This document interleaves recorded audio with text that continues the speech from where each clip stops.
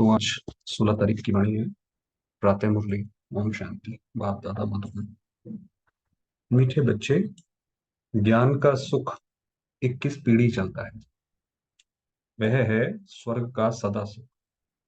भक्ति में तीव्र भक्ति से अल्पकाल क्षण भंगुर सुख मिलता है। तो बाबा ने बताया दो तरीके का सुख है। एक ज्ञान का, जो 21 पीढ़ी चलता है, और दूसरा है स्वर्ग का सुख। प्रश्न है, किस श्रीमत पर चलकर तुम बच्चे सदगति को प्राप्त कर सकते हो? बाप की तुम्हें श्रीमत है, इस पुरानी दुनिया को भूल एक मुझे याद करो। इसी को ही बलिहार जाना व जीते जी मरना कहा जाता है। कि सारी दुनिया को हम यहाँ पर आए, ये सारा दिया हुआ किसका है? भगवान का। और हमने वापस उसको दिया और हम मुक्त हुए। इसी श्रीमत से तुम श्रेष्ठ थे, श्रेष्ठ बनते थे, तुम्हारी सदगति हो जाती। साकार मनुष्य मनुष्य की सदगति नहीं कर सकते, बाप ही सबका सदगति दाता। गीत है ओम नमः शिवाय। ओम शांति। बच्चों ने गीत सुना, गाया जाता है ऊंचे से ऊंचा भगवान।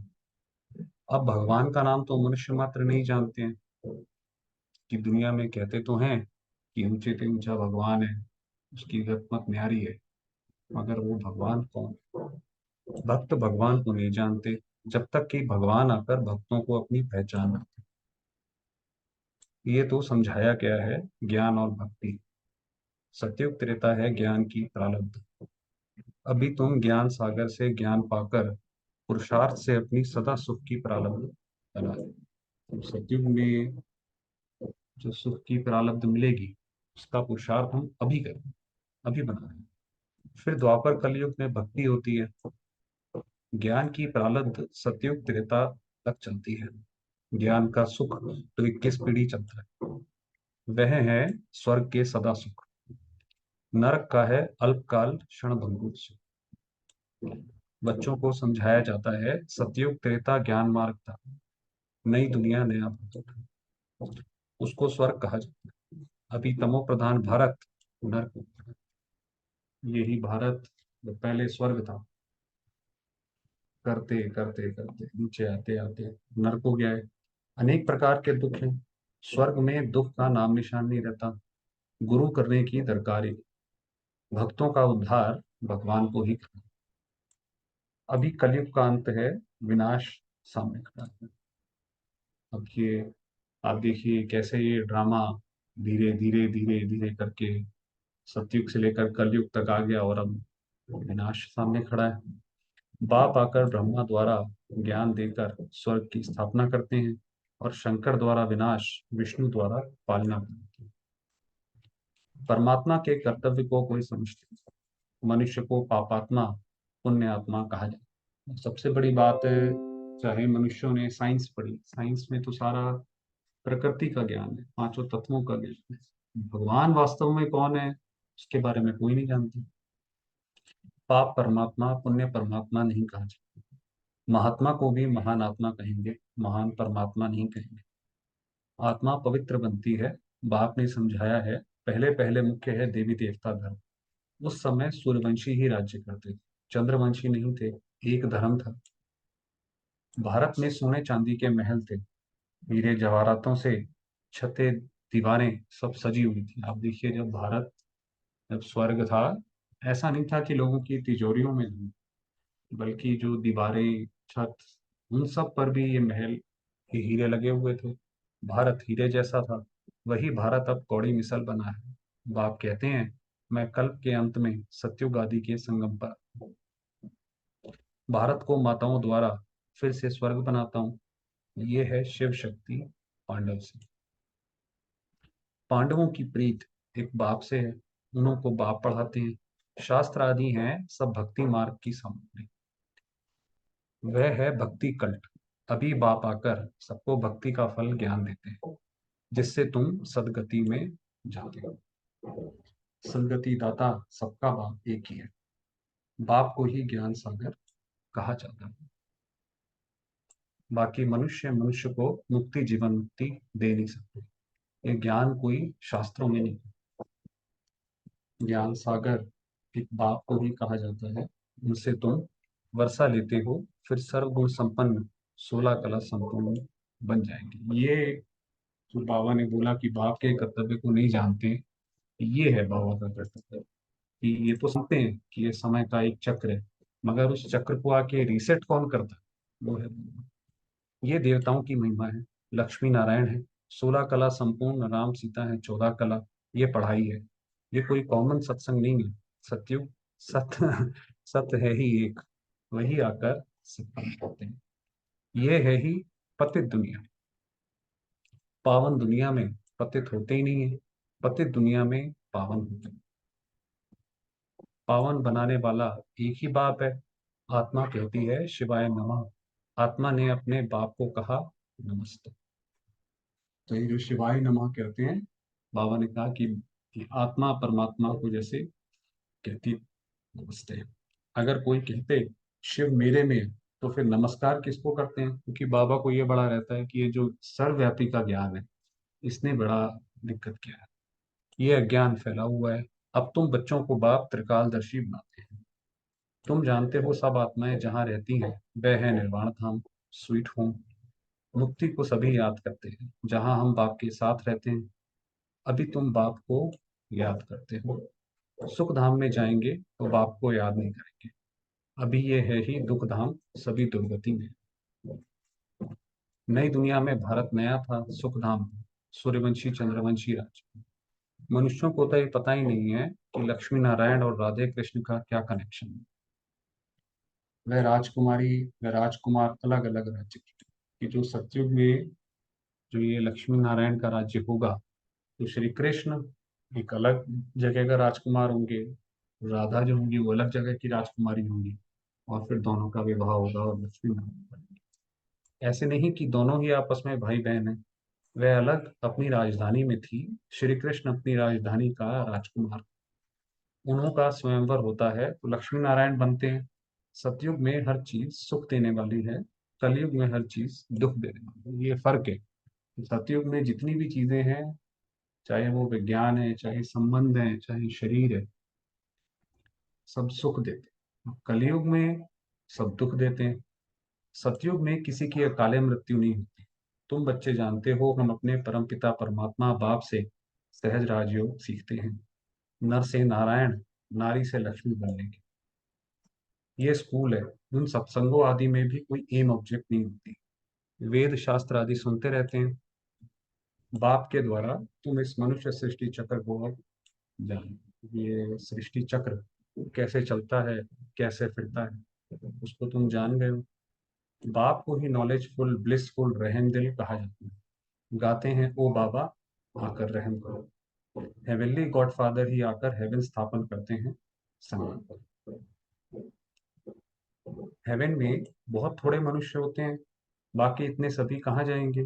बाप सभी को मुक्ति धाम में ले जाते हैं। अब इतने सारे आप देखिए, कलयुग में कितने ढेर सारे चप्पे चप्पे पर एक मकान के ऊपर मकान बना के रहे हुए हैं, और सतयुग में कितने थोड़े से होते हैं। तो इतनी सारी आत्माएं कहाँ जाएंगी? जरूर कोई हमारा ऐसा घर है जहाँ पे आत्माएं जाकर विश्राम करती हैं। स्वर्ग में सिर्फ भारत ही था, फिर भी भारत ही रहेगा। भारत सचखंड यहाँ गाया हुआ है। अभी तो भारत कंगाल बन गया है, पैसे पैसे के लिए भीख मांगते रहते हैं। आप सोचिए, एक समय भारत इतना अमीर, और वही जो एक समय आया कि भारत पैसे पैसे के लिए देख रहा। तो जहाँ पे दिन होता है वहीं पे फिर रात भी आती है। भारत हीरे जैसा था, अब कौड़ी मिसल है। ये ड्रामा के राज को समझना है। तुम रचयिता बाप को और उनकी रचना के आदि मध्य अंत को जानते हो। मनुष्य गाते भी हैं वंदे मातरम, परंतु वंदना पवित्र की ही कही जाती की जाती जो भारत में ही है। कि आप देखिए नदियां भी जो हैं वो बहनों माताओं के नाम पर है, तो इसलिए वंदे मातरम। परमात्मा ही वंदे मातरम कहना शुरू कर दिए। शिव बाबा ने ही आकर कहा है, नारी स्वर्ग का द्वार है। पहले तो समझते थे नारी नरक का द्वार है। शक्ति सेना है ना, ये स्वर्ग का राज्य दिलाने वाली है, जिसको ही वर्ल्ड ऑलमाइटी अथॉरिटी राज्य कहा जाता है। तुम शक्तियों ने स्वराज्य स्थापन किया था, अब फिर से स्थापन हो गया। राम राज्य कहा जाता है सत्युग को, अभी भी कहते हैं राम राज्य। परंतु वह कोई मनुष्य तो कर ना सके। ये जो दुनिया में शांति स्थापन, दुनिया में तो शांति ये मानते हैं कि कोई दो देश लड़ रहे हैं और वो थोड़े समय के लिए सुलह कर लेते हैं, तो कहते हैं ये विश्व शांति हुई। और जो मीडिएटर होता है उसको नोबेल प्राइज दे देते हैं, पीस मेकर दे देते हैं। ये दुनिया के हिसाब से विश्व शांति है। बाबा ने कहा नहीं, राम राज्य अलग है। इसलिए बाबा बार बार बार बार कि सतयुग स्वर्ग माना कैसा था, तो वो बार बार हमें याद देते हैं। क्योंकि आज की बुद्धि से स्वर्ग याद करना भी बड़ा मुश्किल लगता है कि ऐसी, क्या ऐसा भी कोई समय होगा कि कोई देश, कोई व्यक्ति आपस में बिल्कुल लड़ता ही नहीं होगा, पुलिस की जरूरत ही नहीं है, कानून की जरूरत ही नहीं है। इनकॉर्पोरियल गॉडफादर ही आकर पढ़ाते हैं, उनको भी जरूर शरीर चाहिए। शिव बाबा आएंगे तो कैसे आएंगे, उनको भी जरूर शरीर चाहिए, जरूर ब्रह्मा तन में आना पड़ेगा। शिव बाबा तो तुम सब आत्माओं का बाप है। प्रजापिता भी गाया हुआ है, पिता तो बाप ठहरा ना। ब्रह्मा को ग्रेट ग्रेट ग्रैंडफादर कहा जाता है। आदि देव और आदि देवी दोनों बैठे हैं, तपस्या कर रहे हैं, ब्रह्मा और सरस्वती, जगदम्बा माँ। तुम भी तपस्या कर रहे हो, ये है राजयोग। सन्यासियों का है हठ योग, वह कभी राजयोग सिखला नहीं सकते। गीता आदि जो भी शास्त्र हैं वह सब हैं भक्ति मार्ग की सामग्री, पढ़ते आए हैं, परंतु तमो प्रधान मन माना। शास्त्र पढ़ते आए और अब आखिर में आकर पढ़ते पढ़ते कोई फर्क नहीं पड़ा और ही तमो प्रधान बनते चले गए। वही, ये वही महाभारत लड़ाई है जिससे विनाश होना है। जैसे विनाश में वो दिखाते थे कि वो आसमान से तीर बरसते थे, अब आप देखिए जो ये दो देश आपस में लड़ रहे हैं, वो एक दूसरे से जो मिसाइलें जो बरस रही हैं वही महाभारत की निशानी है। साइंस कोई वेदों में नहीं है, ये जो वेद है वो तो फिलॉसफी है, उसमें तो ज्ञान की बातें हैं। ये साइंस बुद्धि का चमत्कार है, जो इन्वेंशन निकालते रहते हैं, विमान आदि बनाते हैं सुख के लिए, फिर पिछाड़ी में इनके द्वारा ही विनाश होता है। तो ये साइंस में एक बहुत बड़ी प्रॉब्लम है कि जैसे किसी देश ने न्यूक्लियर बॉम्ब बनाना सीख लिया, सबसे पहले अमेरिका ने बनाया, ओपनहाइमर ने बनाया। अब प्रॉब्लम ये थी कि एक बार वो बन गया तो बाकी सारे देश कॉपी करे बिना रह ही नहीं सकते, और वही फिर आगे जाकर उसका विनाश होता है, उनसे ही विनाश होता है। तो जो पहले साइंस सुख देती है, आज देखिए वही साइंस दुख दे रही है। ये सुख का हुनर भारत में रह जाएगा, दुख का हुनर मारने आदि का खलास हो जाएगा। जब भारत स्वर्ग बनेगा तो ये हुनर किसी को नहीं आता होगा कि किसी को कैसे मारा जाए। साइंस का अक्ल चला आता है, ये बॉम्ब आदि कल पहले भी बने थे। पतित दुनिया का विनाश, फिर नई दुनिया की स्थापना होनी है। बाप कहते हैं तुमने 84 जन्म पूरे किए हैं, अब इस देह का अहंकार छोड़ मुझ बाप को याद करो, तो याद की योग अग्नि से विकर्म रहे। रावण ने तुमसे बहुत विकर्म कराए हैं, पावन बनने का तो एक ही उपाय है। तुम आत्मा तो हो ही, कहते भी हो मैं आत्मा, ऐसे नहीं कहेंगे मैं परमात्मा हूं। कहते हो मेरी आत्मा को रंज मत करो, यदि कोई किसी को परेशान करता है तो कहते भी मेरी आत्मा को परेशान नहीं करो। तो आत्मा सो परमात्मा कहना ये तो बहुत बड़ी बात है। अपने आप को ही भगवान कहलाने लग पड़े। सारे जो बाकी आत्माएं हैं, जो बाकी मनुष्य हैं, उनका तो शिव बाबा से भगवान से योग ही तोड़ दिया। बाबा ने कहा ये सबसे बड़ी भूल है। अभी है तमो प्रधान व्यभिचारी भक्ति, जो आया उनको बैठ पूछते हैं। आज तो सबकी पूजा होती है, जरा सा भी किसी ने चमत्कार दिखा दिया उसकी पूजा होती है। अव्यभिचारी एक की याद को खा जाता है। अब व्यभिचारी भक्ति का भी अंत हो। तो व्यभिचारी माना अब भक्ति जैसे हर एक जगह की करने लगे हैं, हर चीज की करने लगे हैं, चौराहे की, चांद की, यहाँ जो भी है, तो व्यभिचारी हो गई है। अब भक्ति का भी अंत होना है। बाप आकर बेहद का वर्षा देते हैं। सभी को सुख देने वाला एक बाप है, दूसरा ना कोई। बाप कहते हैं मुझे एक के साथ बुद्धि योग जोड़ने से ही अंतमति सो गति हो जाएगी। मैं हूं ही स्वर्ग का रचयिता। ये कांटों की दुनिया है, एक दो में लड़ते झगड़ते रहते हैं। अभी ये पुरानी दुनिया बदल रही है। ज्ञान अमृत का कलश माताओं पर रखती, ये है नॉलेज। परंतु विष की भेंट में अमृत कहा गया है। कहा भी जाता है अमृत छोड़ विष काहे को खाए। श्रीमत से ही तुम श्रेष्ठ बनोगे। ये जो नई दुनिया आएगी, जो वहां पर सुख समृद्धि और धन होगा, वो किस वजह से होगा? श्रीमत को जब पालन करेंगे तब वैसी दुनिया बनेगी। परम पिता परमात्मा आकर श्रीमत देते हैं। श्री कृष्ण भी श्रीमत से ऐसा बना है। ये समझने की बातें हैं। ये सारी पुरानी दुनिया को भूल एक बात को याद करना है। बलिहार भी अभी जाना होता है। तो जो मंदिरों में जाते हैं और भगवान पर कोई प्रसाद या मूर्तियों पर चढ़ाते हैं, बाबा कहता है मुझे वो सब नहीं चाहिए। जो मेरा है बाबा का है, बाबा को दे के मुक्त हो जाओ भाई, फ्री हुए हम यहाँ पर आए थे खाली हाथ, अब जाना है खाली हाथ। तभी तो आत्मा परम धाम जाएगी। यहाँ का यहाँ पर छोड़ दिया। तो ये हो गया बलिहार जाना। इनको ही जीते जी मरना कहा जाता है, क्योंकि जब व्यक्ति मरता है तो उसका सब यही रह जाता है। भक्ति मार्ग की बातें अलग हैं। वह है भक्ति कल्ट। भक्ति के तो ढेर गुरु हैं, परंतु सदगति दाता एक ही निराकार परम पिता। तो सदगति दाता, जिसे सदगति होती है, वो कोई मनुष्य नहीं कर सकता। वो एक भगवान साकार मनुष्य, मनुष्य की सदगति कर नहीं सकते, सदा के लिए सुख दे नहीं सकते। सदा सुख देने वाला बाप है। ये पाठशाला है। एम ऑब्जेक्ट भी बाप बतलाते हैं, कहते हैं तुमको स्वर्ग के सुख का वर्षा मिलेगा, बाकी सब मुक्ति धाम में चले जाएंगे। शांति धाम, सुख धाम, और ये है दुख धाम। ये चक्र फिरता रहता है। इसको सुदर्शन चक्र कहा जाता है। इस ड्रामा के चक्र से कोई छूट नहीं सकता। बना बनाया अविनाशी पार्ट है ना हर एक का। बाप तुमको पढ़ाकर मनुष्य से देवता बना देंगे। फिर जितना जो पढ़ेंगे तो कोई राजा बनेंगे, कोई प्रजा बनेंगे। सूर्यवंशी डायनेस्टी है ना। अब जो नई राज्य आएगा वो होगा सूर्यवंशियों का घराना। उसमें जैसे सूर्य की चमक, सूर्य शिव बाबा, उनका स्थापन करा गया। सतयुग में सूर्यवंशी थे तो और कोई नहीं थे। भारत खंड ही ऊंचते ऊंच सचखंड था। अब झूठ खंड बना है। इसको रौरव नर्क कहा जाता है। अब जो है रौरव नर्क, पैसे के लिए कितनी मारामारी होती है। वहां तो कोई अप्राप्त वस्तु नहीं रहती जिसकी प्राप्ति के लिए कोई पाप करना पड़े। बाप ही इस भ्रष्टाचारी दुनिया को श्रेष्ठाचारी बना रहे हैं इन माताओं को। इन्हों को बाप वंदे मातरम कहते हैं। ये जो बात चली आई कि वंदे मातरम, ये वास्तव में या इसके अलावा जो भी अच्छी प्रथाएं रही हैं भारत में, उन सब का जो जन्मदाता है वो वास्तव में शिव बाबा ने संगम युग पर जो जो प्रथा, जो जो रीति निकाली, वही आगे जाकर जो है जैसे परंपरा बनी। सन्यासी नहीं कहते वंदे मातरम, उनका है हद का सन्यास, क्योंकि सन्यासी तो मानते हैं नारी नरक का द्वार है। ये है बेहद का सन्यास।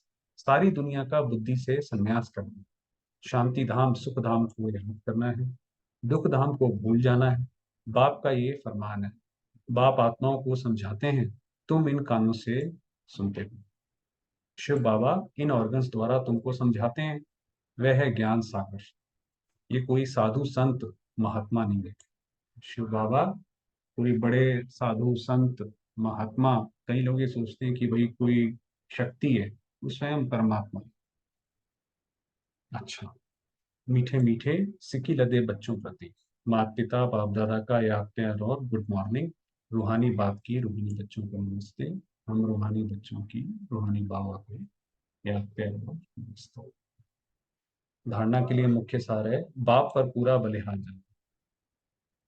देह का अहंकार छोड़ योग अग्नि से विक्रम विनाश करते। एम ऑब्जेक्ट को बुद्धि में रखकर पढ़ाई करना। बने बनाए ड्रामा को बुद्धि में रखकर सुदर्शन चक्रधारी बनना। ये ड्रामा जो है ये बना बनाया है, इसमें हर एक आत्मा का पार्ट अपना अपना है। वो अपने अपने हिसाब से सब अपना काम कर। और ये कल्याणकारी है, हर एक के लिए, हर एक आत्मा के लिए ये कल्याणकारी। किसी के साथ कोई नाइंसाफी, अन्याय या गलत नहीं हुआ। वरदान दिया, सदा उमंग उत्साह के पंखों द्वारा उड़ती कला में उड़ने वाली श्रेष्ठ आत्मा भव। ज्ञान योग के साथ साथ हर समय, हर कर्म में, हर दिन नया उमंग उत्साह बना रहे। यही उड़ती कला का आधार है। कि जब भी हम सवेरे उठें तो एक नया उमंग उत्साह, ज्ञान का, योग का, सेवा का, कैसा भी कार्य हो, चाहे सफाई का हो, बर्तन मांजने का हो, साधारण कर्म हो, उसमें भी उमंग उत्साह नेचुरल और निरंतर। उड़ती कला वाली श्रेष्ठ आत्मा उमंग उत्साह के पंखों से सदा उड़ती रहेगी। वह कभी कंफ्यूज नहीं होगी, छोटी छोटी बातों में कर रुकेगी नहीं। स्लोगन है, जो निर्माण चित्त, अथक और सदा जागती ज्योत है, वही विश्व कल्याणकारी। सदैव जिनको ये है कि मैं आत्मा हूं और मुझे इन बाकी आत्माओं का कल्याण करना है, मुझे इस कल्प वृक्ष को शांति का दान दे, वो विश्व कल्याण करेगा। अब थोड़ी देर बाबा को याद करते हैं।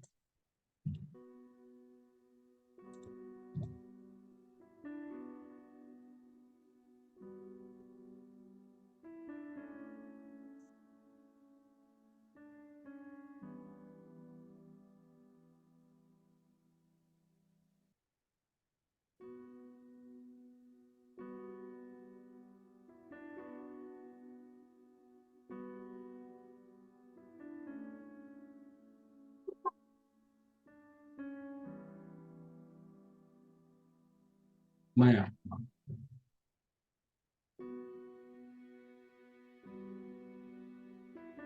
ज्योतिर्बिंदु,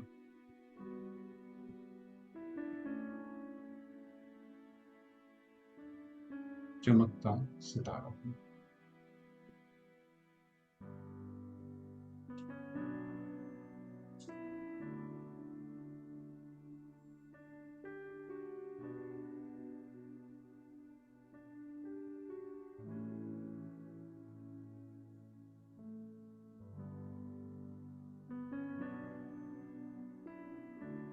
शांत स्वरूप।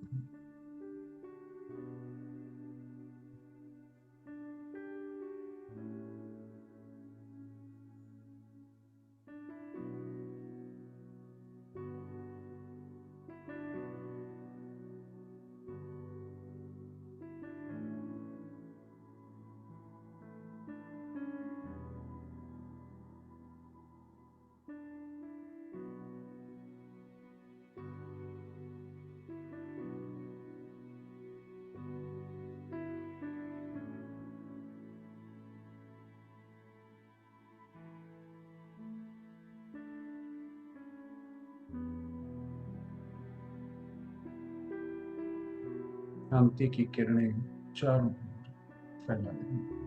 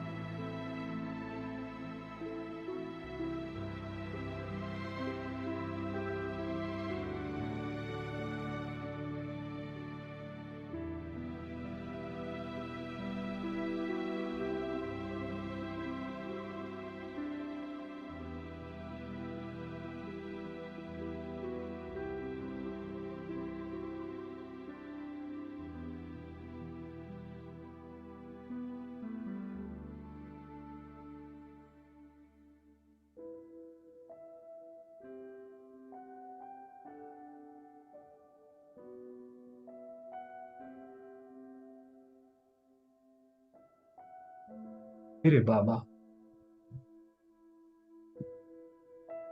निराकार ज्योतिर्बिंदु,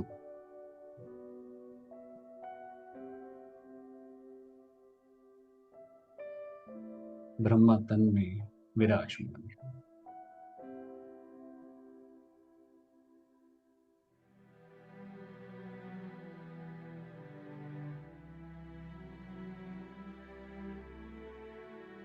बाप दादा,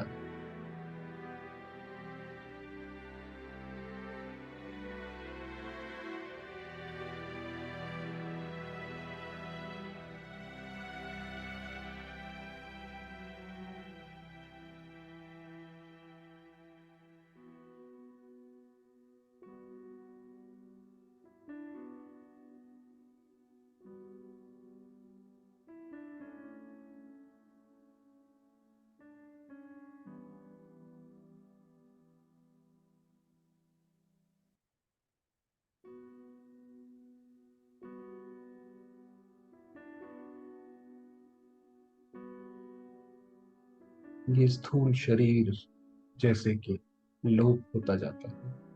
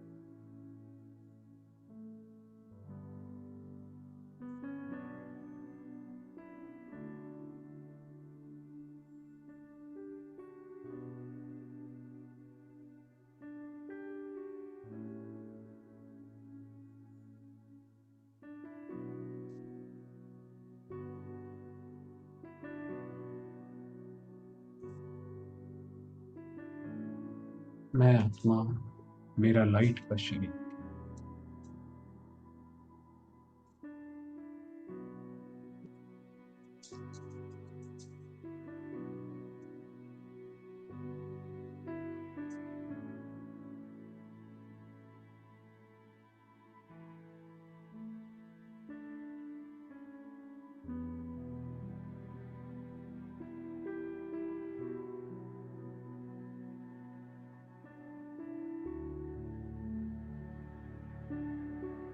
मैं फरिश्ता,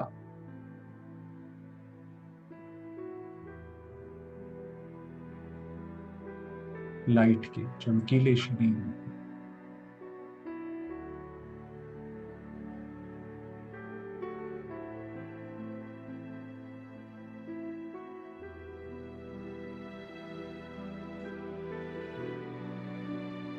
बाप दादा के सम्मुख में।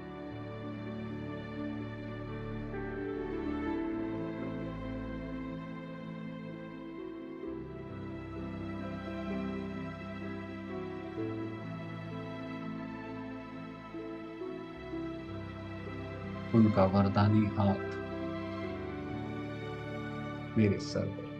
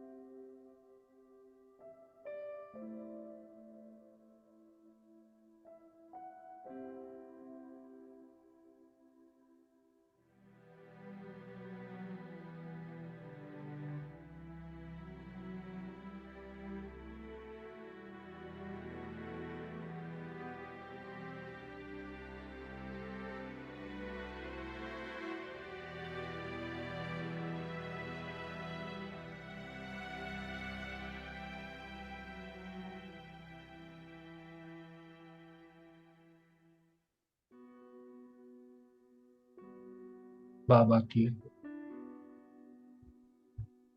शांतिपूर्ण किरणों को स्वयं में समाती जाती है।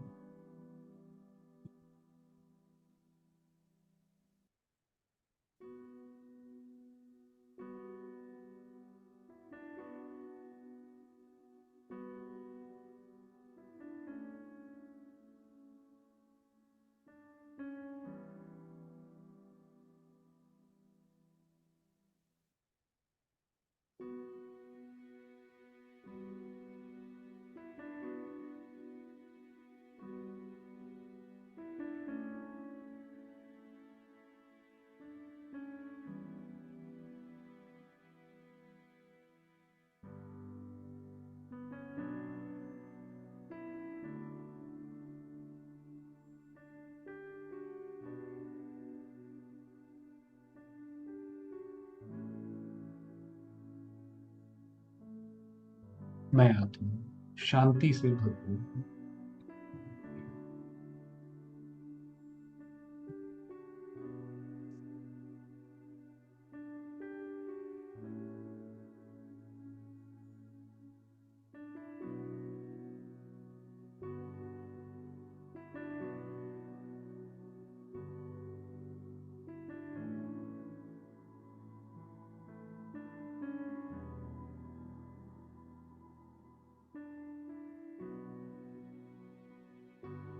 शांति पुंज हूँ।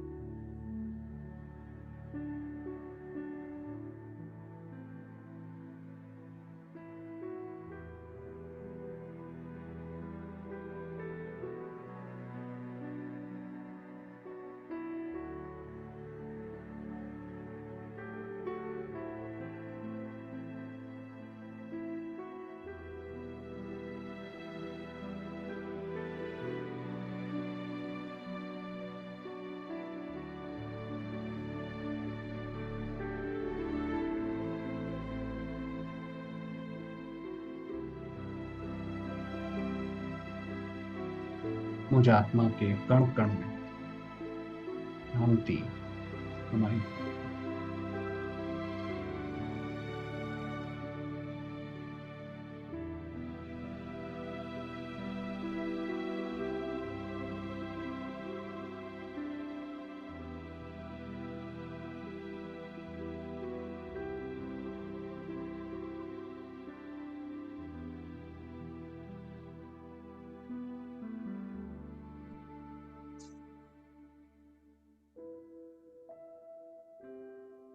बाबा की छत्र छाया के नीचे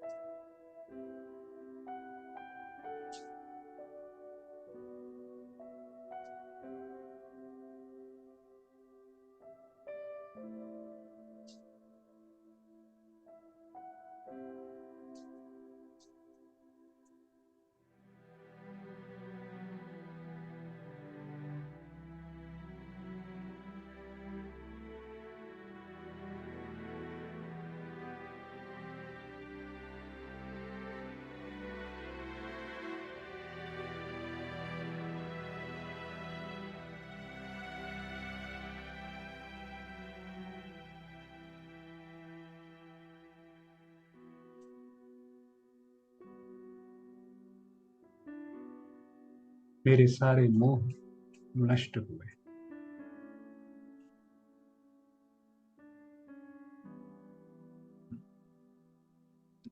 सर्व इच्छाओं से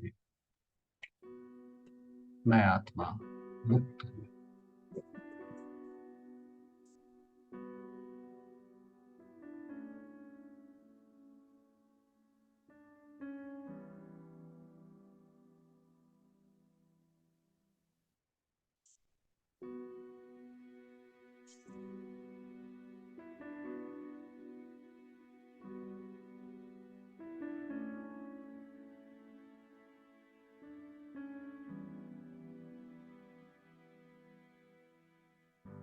ओम